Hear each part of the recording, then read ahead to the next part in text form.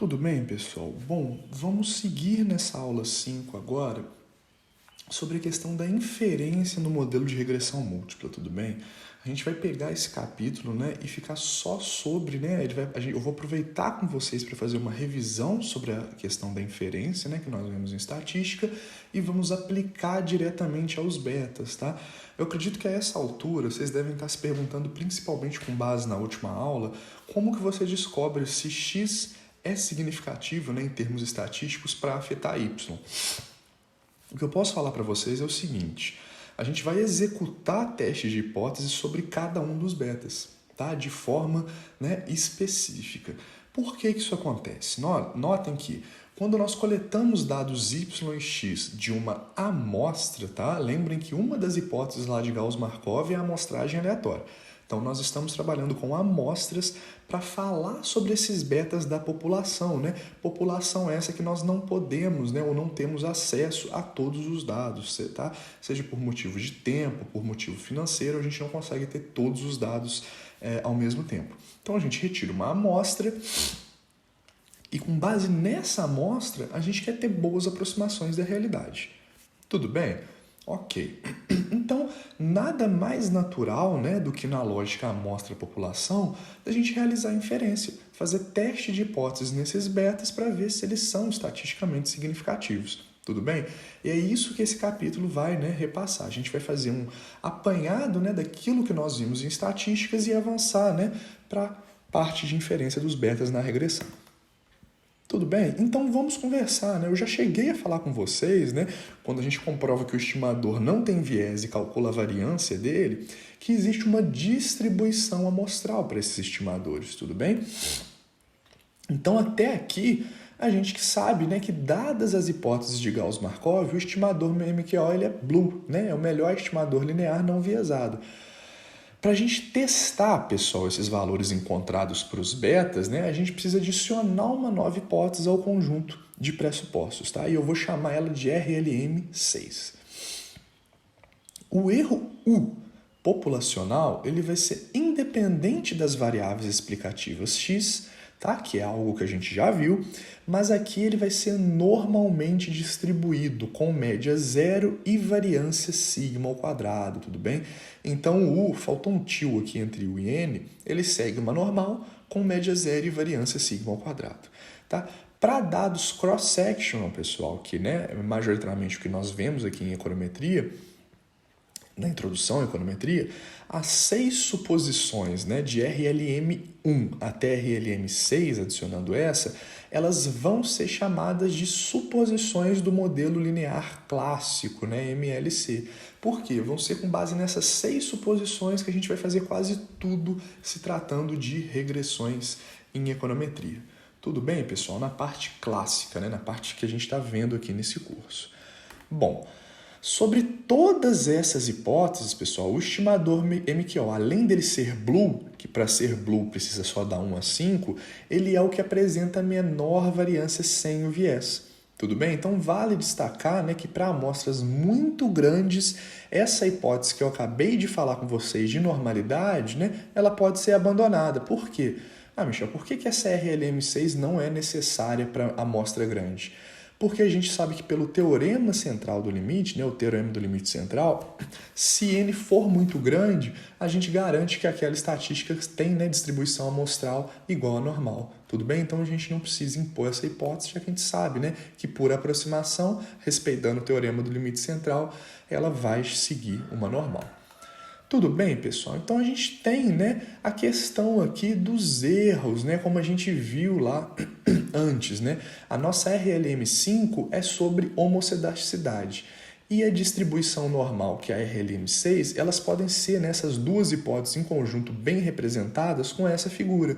Notem que para valores de x1, x2, x3 específicos, condicionais, a minha distribuição, além de ter a mesma variância, que é o mesmo espacinho aqui, ela vai ter exatamente o formato de uma normal, Então ela vai ser igual para qualquer valor que eu condicione aí da minha variável independente, que é x. Tudo bem, pessoal? Beleza, né? Distribuições amostrais normais. Então, sobre essas hipóteses RLM 1 a 6, né, condicionando aos valores da amostra, a gente pode afirmar que o nosso beta chapéu J, né, os betas que nós aprendemos a estimar nas últimas duas aulas, eles vão seguir uma normal, né, com média beta, que é o parâmetro populacional, e variância, né, do beta chapéu J. Só que lembrem, né, de uma coisa. Se a gente conhece essa distribuição e ela se aproxima de uma daquelas clássicas que nós vemos em estatística, a gente pode testar hipóteses sobre o beta-chapéu usando a tabela da normal padronizada. Basta, né, padronizarmos aí o nosso valor. Tudo bem? Então, se eu pegar o meu beta-chapéu, subtrair de um beta aí que eu quero inferir e dividir pelo desvio do beta-chapéu, eu vou ter uma normal padronizada, né? E aí eu posso fazer o quê? Eu posso consultar a tabela para fazer inferência, né? Para testar as hipóteses, beleza, pessoal? Então a gente passa aqui para o segundo tópico, né? O teste de hipótese sobre um único parâmetro populacional, né? E o teste T. E aí você pode perguntar para mim, Michel, mas por que você vai usar o T de student, sendo que aqui você acabou de falar que o beta vai seguir uma normal? Vamos lá. Por quê, pessoal? Porque esse valor aqui, tá vendo? Do desvio do beta chapéu J, lembrem lá que ele é o quê? Ele é a raiz dessa variância, não é? E a variância do nosso beta estimado, ela depende de quem? Da variância do erro populacional, que a gente não conhece, né? Então a gente vai ter que pegar o erro estimado e com base nele estimar essa variância para depois calcular o desvio. Então quando a gente tem um caso, né, de desvio da estimativa estimado também, a gente vai aproximar melhor de uma T-student. Tudo bem? Então, né, lembrando aí que esse desvio, a gente não conhece ele antes, né? Ele vai ter que ser estimado, né? Essa substituição aí, ela vai fazer com que a gente saia da distribuição normal e entre na T de student, que é muito próximo, né, mas tem as suas particularidades. E aí a gente vai estar olhando então a tabela da distribuição T com n-k-1 graus de liberdade, tudo bem, pessoal? Então, a distribuição T-student vai ser fundamental para a gente testar nossas hipóteses sobre os betas que a gente estimar, tudo bem? Então, sabendo aí da distribuição do estimador beta, né? Aqui foi um B, mas é beta J, podemos realizar os devidos testes, né? Vamos partir de uma hipótese nula em que o beta é igual a zero. Michel, mas por que você está fazendo essa hipótese nula, tá? Que o beta é zero. Por quê, pessoal? Pensem comigo. Se eu estou analisando o efeito de x sobre y, né? E esse efeito é dado pelo beta, o meu problema é quando o beta é zero. Por quê? Se o beta for positivo ou negativo, tanto faz. Se ele for estatisticamente significativo, eu estou achando a relação.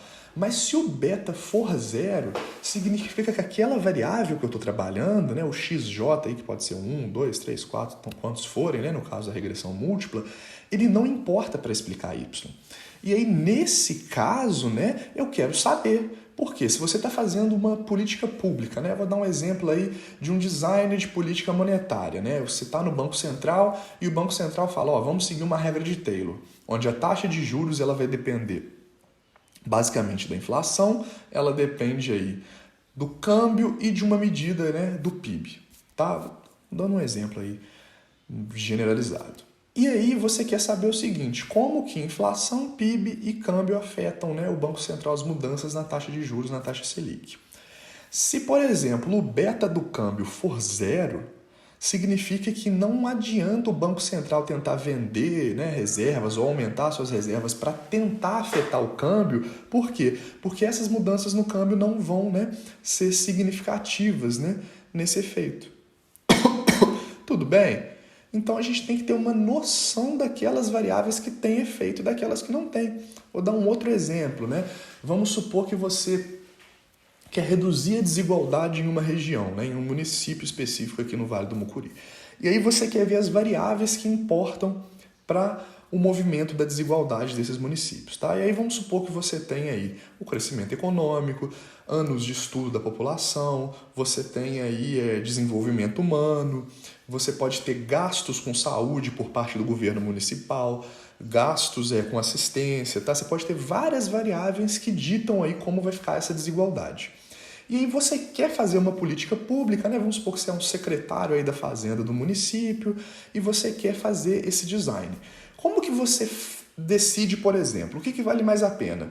Eu investir em gastos de assistência social ou em gastos com saúde ou em gastos com educação? É óbvio, né, pessoal, que os três valem a pena, mas, né, considerando uma restrição, né, de verba que o município tem, qual você deve priorizar para tornar a sociedade mais igualitária, tá? É um questionamento que um planejador público ele acaba encontrando, tudo bem? E aí você vai fazer uma regressão, né, desses gastos aí ao longo dos últimos anos, né, sobre a desigualdade desses municípios ao longo dos últimos anos, né, e vai encontrar aí uma relação. Porém, notem, se você acha, né, um coeficiente lá que aumentando os gastos em saúde a desigualdade reduz, aumentando os gastos em educação a desigualdade reduz e aumentando os gastos de assistência a desigualdade reduz, beleza, você vai achar parâmetros, né? Você vai calcular os betas estimados porque a gente tem a fórmula. Mas como saber qual é significativo para essas mudanças? Tudo bem? Porque, a não ser que os três sejam significativos e você possa comparar os coeficientes direto, se um deles não for, vou dar um exemplo, vamos supor que gastos com saúde, não, é óbvio que eu sei que é significativo, estou dando um exemplo abstrato. Vamos supor que gastos com saúde não afetem, né, estatisticamente a desigualdade. Então, isso vai estar te indicando que, olha, para eu conseguir construir uma sociedade, né, mais igualitária aqui nesse município, eu devo priorizar gastos em educação e gastos em assistência, tá? E aí eu estou dando um exemplo hipotético, tá, pessoal? Vocês podem pegar N possíveis gastos que o município tem, né? N possíveis nuances aí do que ele gasta com o seu orçamento. Mas a grande questão é, se um desses gastos não é significativo, não significa que você deve parar de gastar com aquilo, tá? Não me entendam mal. Mas significa que para o seu problema, né, retornando, que é mudança da desigualdade, se esse gasto não é fundamental para mudar a desigualdade e você está fazendo uma política para a redução da desigualdade, você deve priorizar os outros. Tudo bem? Então, essa é a lógica da importância da gente testar se esses betas são zero ou não. Tá? Por quê? Porque você ali como planejador público, você não quer fazer um gasto que não vai dar o efeito que você espera. Tá? Se o seu objetivo é reduzir a desigualdade, por que gastar com uma coisa que não vai afetar? Tudo bem? Se o seu objetivo é esse. Então essa é a lógica, né? Eu falei para vocês do caso da política monetária, a gente tem também um caso aí em termos municipais, mas vocês podem estender isso para qualquer problema econômico que vocês imaginarem, tá? Desde que uma variável afete a outra e você deseje saber se esse efeito é estatisticamente significativo, tá? Então a gente vai pôr, né, que a hipótese nula é βj igual a zero. Se a gente aceita, né, ou não rejeita a hipótese nula, o x não afeta y. Tudo bem? Controlando os demais fatores que você tem na regressão. E aí, para realizar esse teste, pessoal, a gente vai pegar essa especificação que se aproxima de uma T.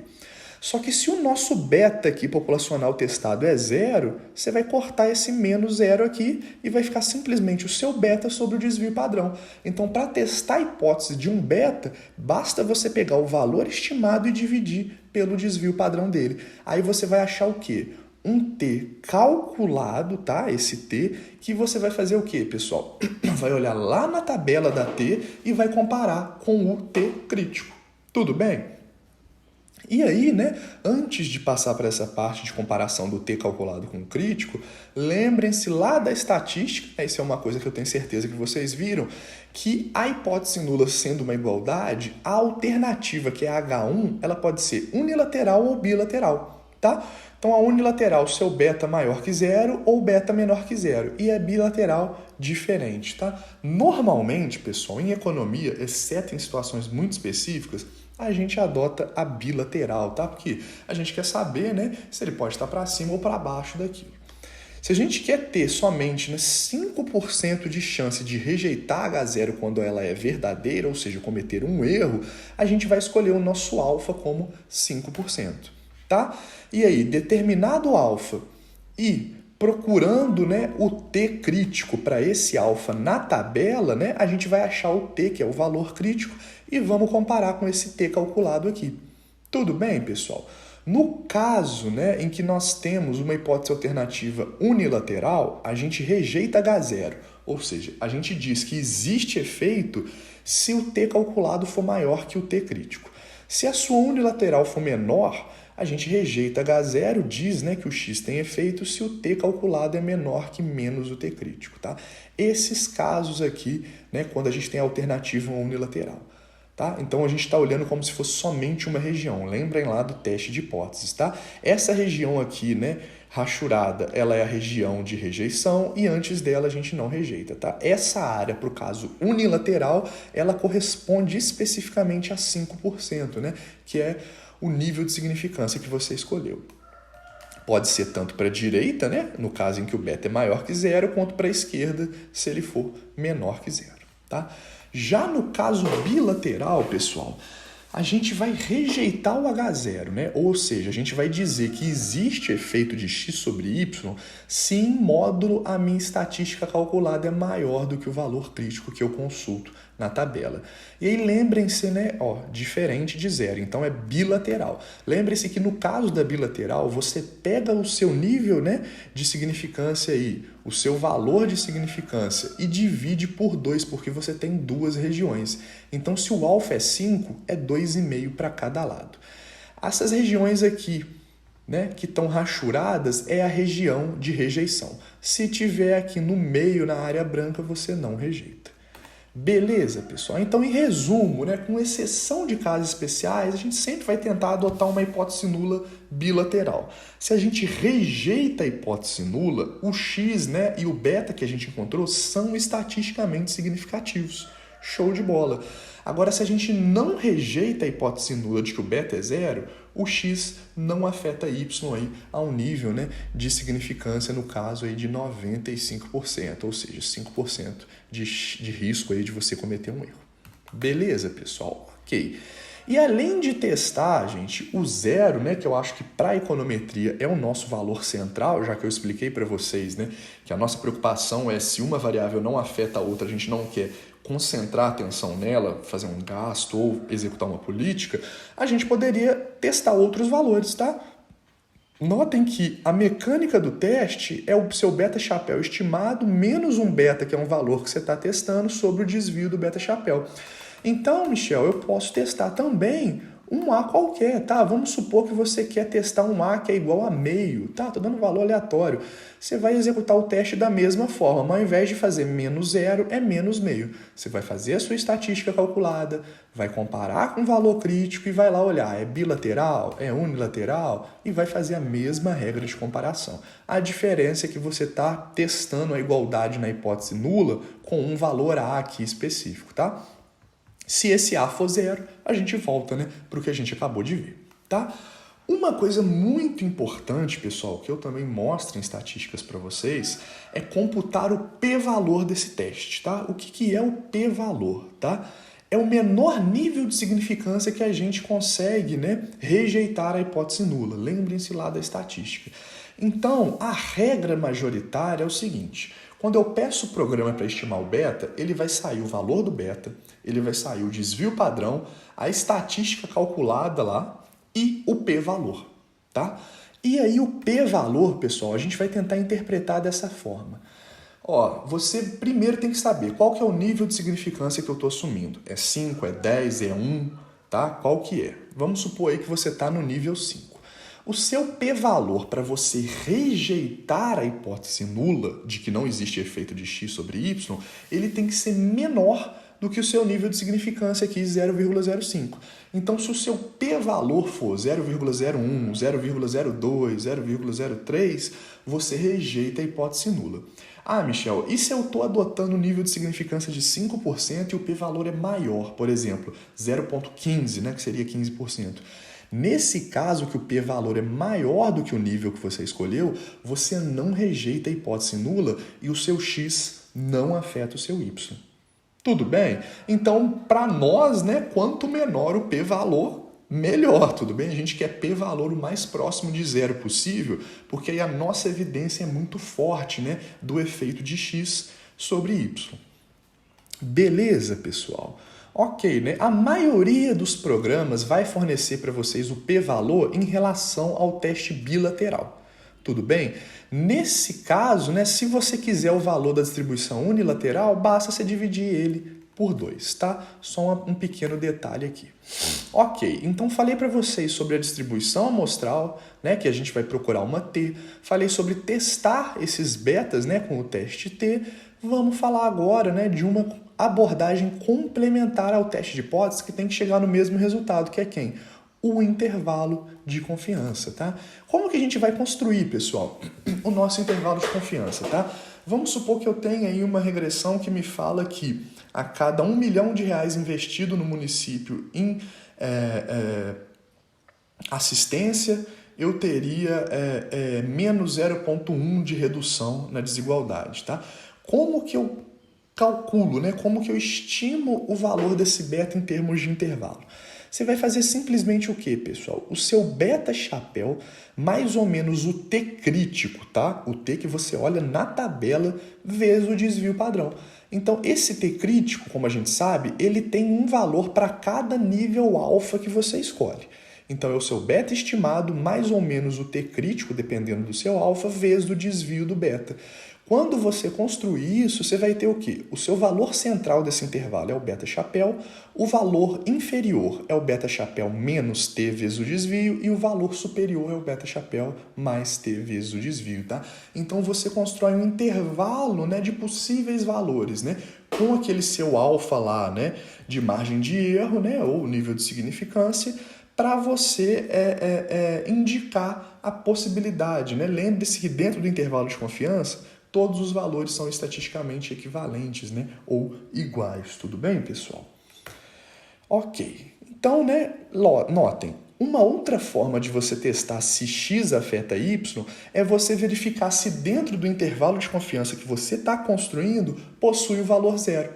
Se o zero pertence a esse intervalo, significa que X não é estatisticamente significante para afetar Y. Então, como eu falei para vocês, o teste de hipótese e o intervalo de confiança são abordagens complementares que têm que necessariamente levar ao mesmo resultado, tá? Ok, seguindo, né? Se a gente quiser testar agora uma combinação de fatores, pessoal, tudo bem? Então a gente vai pretender usar o teste, né, clássico ou intervalo de confiança. A gente usou até aqui, né, para testar um único beta. E em casos, né, em que a gente quer testar mais de um parâmetro, né? Por exemplo, você quer testar se o seu beta 1 e o beta 2 da regressão são estatisticamente iguais. Por exemplo, olha, eu estou chegando a valores próximos, né, de redução da desigualdade para um gasto com assistência e um gasto com educação. Estatisticamente eles são iguais? O que você vai fazer para executar esse teste? Você vai fazer, né, a sua estatística T novamente, de beta 1 menos o beta 2 chapéu, que você estimou, dividido pelo desvio padrão da diferença. Então notem, né, que ao invés de dividir pelo desvio padrão somente do beta 1, você vai fazer pelo desvio padrão da diferença, tudo bem, pessoal?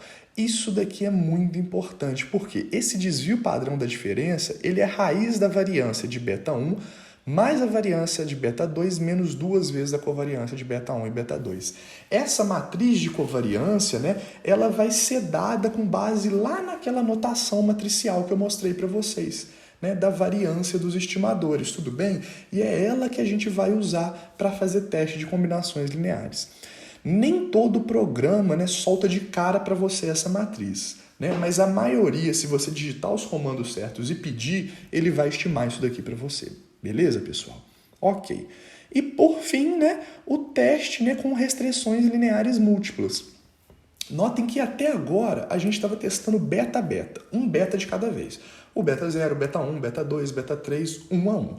Mas você poderia se perguntar, Michel, eu consigo testar um conjunto de betas ao mesmo tempo? Tá? Vamos supor que você está modelando aí a economia brasileira, você tem um conjunto de variáveis, né, para a economia brasileira e você tem um conjunto de variáveis para a economia internacional, né, para o resto do mundo. Né? Você quer saber como essas variáveis no Brasil afetam o crescimento e como outros fatores internacionais afetam. Então vamos supor que você tem um bloco, né? 5 variáveis para a economia brasileira e 5 para a economia norte-americana, por exemplo. Tá? E vamos supor que você quer testar esse bloco, você quer saber se as variáveis da economia norte-americana, elas em conjunto são estatisticamente significativas para explicar Y, né? Isso é o que a gente vai falar, né? O que a gente vai chamar de teste de restrição linear múltipla, né? Você vai estar em um típico caso em que você quer comparar se o seu modelo é melhor com aquelas variáveis ou sem. Tudo bem? E aí, pessoal, como eu estou falando para vocês, uma coisa é testar os betas separados, outra coisa é você testar um conjunto com 3, 4, 5 betas. Tudo bem? Nesse caso, a hipótese nula já muda, tá? Por quê? Vamos supor que você quer testar se 5 variáveis internacionais afetam o crescimento brasileiro, tá? E aí a sua hipótese nula vai ser se essas 5 ao mesmo tempo são iguais a zero, tá? Olha como a hipótese nula é diferente, ela envolve várias variáveis. E a alternativa nesse caso vai ser simplesmente, né, que uma difere de zero, tá? Por quê? Como é conjunto, você quer saber todas ao mesmo tempo. Se somente uma já diferir, você já rejeita a hipótese nula. Tudo bem? Então, note que essa hipótese não é equivalente a gente testar cada B separadamente, tá? Tome muito cuidado, pois a gente quer saber se os Q parâmetros testados são conjuntamente nulos. Então, testar cada beta e testar conjunto são coisas diferentes, tudo bem, pessoal? Logo, né, é possível que todas essas variáveis sejam separadamente não significantes, mas que o conjunto importe, tá? Então, você pode ter um caso em que você tem ali 5 betas, né? Que para cada beta não deu significativo, mas o bloco dessas 5 variáveis conjuntamente é significativo. Então você não deveria retirar elas, tá? É um exemplo aí. E aí o que a gente vai fazer, pessoal? Para testar, a gente vai usar uma estatística diferente. A gente vai usar a distribuição F, né, de Sandekor, tá? Que vai ser uma das distribuições que a gente vê lá em estatística também. É a distribuição F, que ela vai ter um lado só. Tudo bem? Então, para a gente realizar, qual que vai ser o segredo aqui? Você vai ter que estimar 2 modelos. Um com as variáveis que você está testando e outro sem, tá? Então, a gente vai chamar, né, de modelo restrito aquele que não tem as variáveis que você está testando e o modelo irrestrito com todas, tá? E aí, ao estimar 2 modelos diferentes, você vai ter que achar a soma dos quadrados dos resíduos para o modelo restrito e para o modelo irrestrito, tudo bem, pessoal? Isso é fundamental. Então, a gente vai achar, para calcular a estatística F, tanto, né, o caso da SQR para o modelo restrito quanto para o modelo irrestrito, tá? Onde o R aqui, né, abaixo do SQR é restrito e o IR é modelo irrestrito. Então, a sua estatística F vai ser o SQR do modelo restrito menos o SQR do modelo irrestrito, tá? Dividido pelo quê? Por Q, né? E isso tudo dividido pelo SQR do modelo irrestrito sobre N menos K menos 1. Tudo bem, pessoal? De forma que N é o número de observações que você tem na sua amostra, K é o número de variáveis, e esse Q aqui, pessoal, são, né, as variáveis no bloco que você está querendo testar aí de significância, tá? A estatística F, como a gente vai ver, ela sempre vai ser positiva. Por quê? A soma dos quadrados dos resíduos do modelo restrito sempre vai ser o quê? Maior do que do irrestrito, tá? Então, se a gente tira variáveis, a gente tem mais soma dos quadrados dos erros. Enquanto, né, quando a gente tem todas, né, a gente tem um valor aí menor, tudo bem? Então, o modelo com restrição de variáveis, ele sempre tem um SQR maior. Beleza? Então, o SQR de Rzão é maior do que o SQR de R e isso aqui sempre vai ser positivo.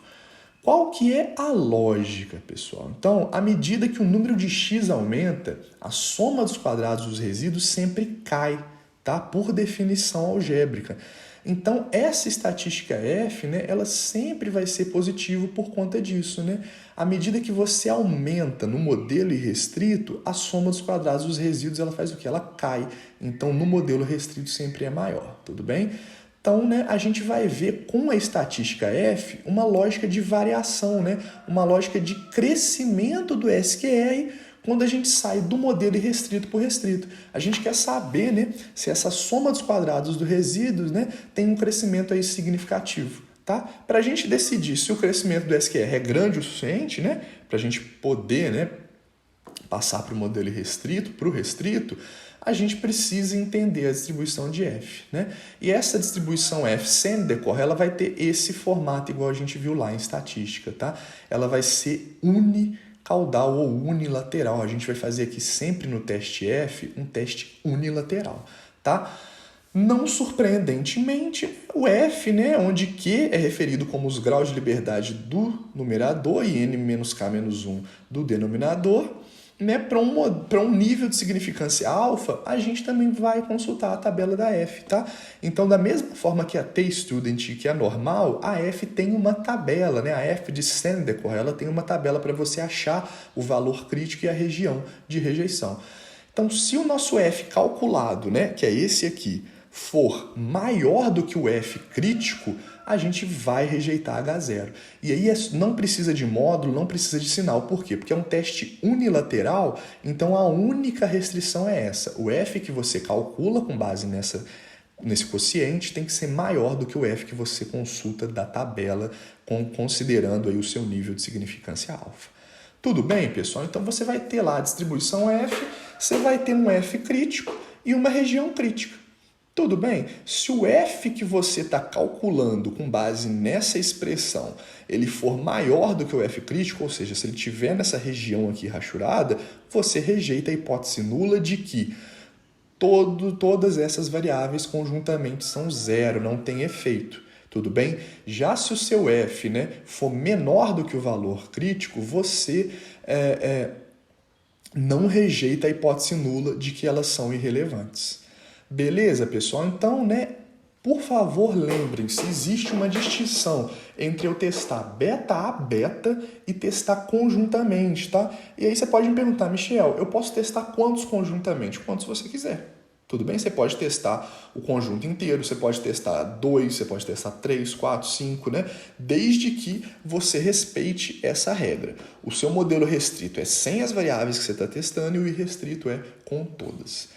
Beleza? E aí, pessoal, complementarmente, a gente pode escrever a estatística F também como função do R quadrado, tá? Por quê? Porque o R quadrado depende do SQR. Então, a gente poderia reescrever, né, a nossa estatística F com base no R2, que ela teria essa carinha, tá? Eu estou manipulando o meu R2, tá? Como função aí da soma dos quadrados dos resíduos, e eu estou aí reescrevendo, né, a estatística F dessa forma, né? Como esse formato aqui, tá? O R2 do modelo irrestrito menos o R2 do modelo restrito, né, dividido por Q, isso tudo sobre 1 menos o R2 do modelo irrestrito dividido por N menos K menos 1.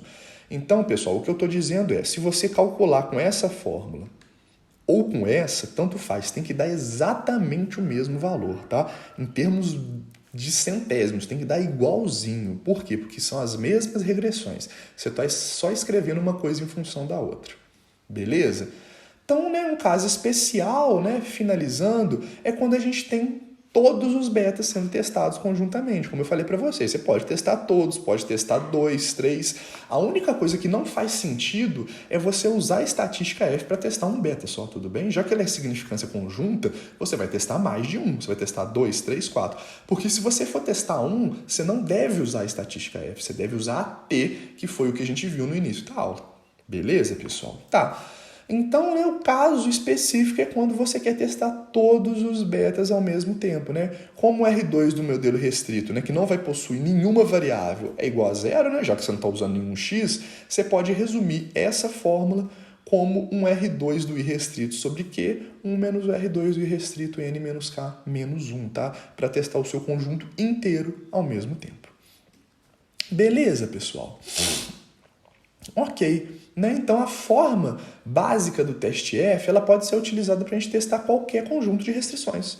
Tudo bem? Primeiro a gente estima o modelo restrito, depois o restrito, né? Guardamos o SQR ou o R2 e colocamos lá nas fórmulas, tá? Lembre, impor restrições pode ser complicado, né? Às vezes a gente vai precisar redefinir as variáveis, tá? Só lembrem dessa questão. Beleza, pessoal? Então, como exemplo, né, vamos supor aí um modelo, né, de y em função de x1, x2, x3 e x4. Né? E a gente está interessado em testar conjuntamente que o beta 1 é igual a 1, beta 2, 0, beta 3, 0 e beta 4, 0. Notem que eu falei para vocês que o teste de significância conjunta F, a hipótese nula é que todos os betas são iguais a 0. Só que nesse caso aqui que eu estou passando para vocês, o primeiro beta ele está igual a 1. Uai, e aí, como que a gente faz para testar? É o que eu acabei de falar. A gente vai precisar redefinir a variável, tá? Por quê? Porque um dos betas está igual a 1. Tá? Então, primeiro a gente vai estimar o modelo irrestrito e computar o SQR, tá? Já que ele não tem essas variáveis. Em seguida, pessoal, a gente vai usar um modelo restrito dessa forma aqui, y menos x1. Por quê? É como se eu estivesse pegando esse beta 1 x1, escolhendo o beta 1 igual a 1 e subtraindo o y de x1, tá? E aí, né, a gente vai computar dessa regressão o SQR e estimar, né, a estatística F, tá? Por quê? Porque quando você tem um caso que um dos betas não é literalmente igual a zero, você precisa, como eu falei, redefinir aqui, né, as suas variáveis para conseguir executar esse teste. Se você estimar essa primeira e essa daqui, você vai conseguir aí fazer, né, o que você está querendo. Beleza, pessoal? E adicionais aqui, né, assim como o teste T ou o teste da normal, a gente também vai ter p-valor para a estatística F, tudo bem? Calculado aí como percentil mínimo aí que a gente pode, né, rejeitar a hipótese nula, tá? Os softwares, eles também normalmente vão fazer o quê? Eles vão te dar o valor da estatística F e o p-valor diretamente, tá? Nada além disso. E aí você vai ver, né? A gente vai escolher somente uma exclusão, né, para o teste, né? Então, F2 é igual a T ao quadrado e os p-valores serão os mesmos, né? A gente vai ter essa aproximação e a gente quer o quê? Se a gente quer rejeitar a hipótese nula, né? Para encontrar, né, que o nosso conjunto de variáveis é significativo, né? O que a gente quer rejeitar que eles são zero, a gente vai precisar de quê, pessoal? De um p-valor menor, né, do que o seu nível aí de significância, tá? É a mesma lógica, pessoal, ok? Beleza, então, né? As nossas referências são as de sempre, né? O Wooldridge tem esse capítulo aí de inferência, né? No Gujarati, no Watson também vai ter, mas eu estou seguindo majoritariamente o Wooldridge. Em termos, né, de mais exemplos, vocês vão encontrar no Gujarati e o Stock Watson para aprofundar principalmente na questão matricial. Beleza, pessoal? Espero que tenha ficado claro, né? Essa aula ela teve por objetivo tanto revisar a lógica de teste de hipótese, como mostrar para vocês como isso é aplicado a regressões, tá? Por quê? Porque a gente lá em estatística via somente uma estatística para determinada amostra, que a gente está vendo várias, né? Porque são vários betas, vários x. E aplicar, né, nesse caso para a gente conseguir ter noções, principalmente para o design de políticas públicas, né? Ou para algum fim que você precisa saber se uma variável afeta de fato a outra ou não. Beleza? Me mandem as dúvidas, né? Estou à disposição, muito obrigado e até a próxima aula.